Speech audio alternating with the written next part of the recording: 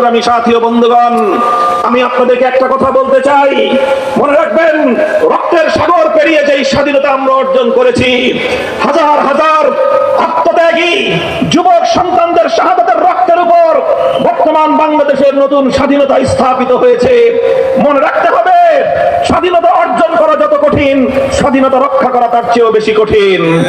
ইতিপূর্বে আমরা দেখেছি 1971 সালে এক সাগর রক্ত পাড়ি দিয়ে 9 মাসের মহান মুক্তি সংগ্রামের মধ্য দিয়ে বাংলাদেশ স্বাধীনতা অর্জন করেছিল।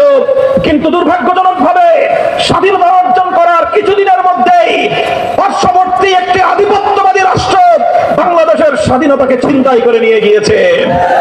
বাংলাদেশের স্বাধীনতা যুদ্ধের 9 মাস স্বাধীনতা যুদ্ধ পূর্ববর্তী 24 বছরে কোনোদিন বাংলাদেশের মানুষ ধর্মনিরপেক্ষতার কোনো কথা শুনেনি।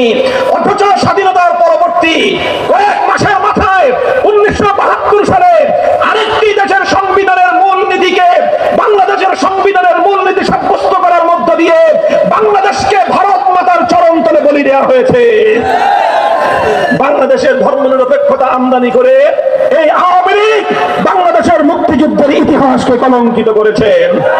তাই আজ 24-এর এই জুলাই বিপ্লব পরবর্তী বাংলার মাটিতে দাঁড়িয়ে আমরা ব্যর্থহীন ভাষায় ঘোষণা করতে চাই, 24-এর এই মহান বিপ্লব কাউকে ছিনতাই করতে দেওয়া হবে না।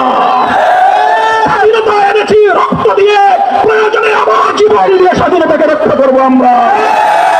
সংগ্রামী সাথী ও বন্ধুগণ, তাই আমরা ব্যর্থহীন ভাষায় বলতে চাই, বিগত 15 বছর শেখ হাসিনা বাংলাদেশের রাষ্ট্র ব্যবস্থা এবং রাজনীতি থেকে ইসলাম এবং ইসলাম পন্থাকে মাইনাস করবার চেষ্টা করে শেখ হাসিনা নিজেই মাইনাস হয়ে গিয়েছে। আগামী দিনে যারাই বাংলাদেশ থেকে ইসলামকে মাইনাস করতে চাইবে, গোষ্ঠী শুদ্ধ মাইনাস হয়ে যাবে।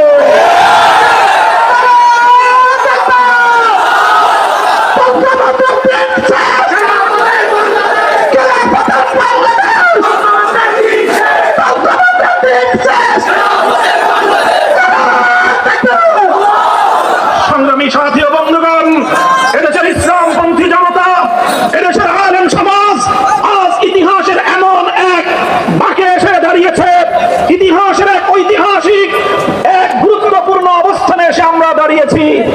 এই জায়গায় দাঁড়িয়ে আমরা গোটা জাতির সকল রাজনৈতিক পক্ষগুলোকে আমরা আমাদের স্পষ্ট বার্তা দিয়ে দিতে চাই, আগামী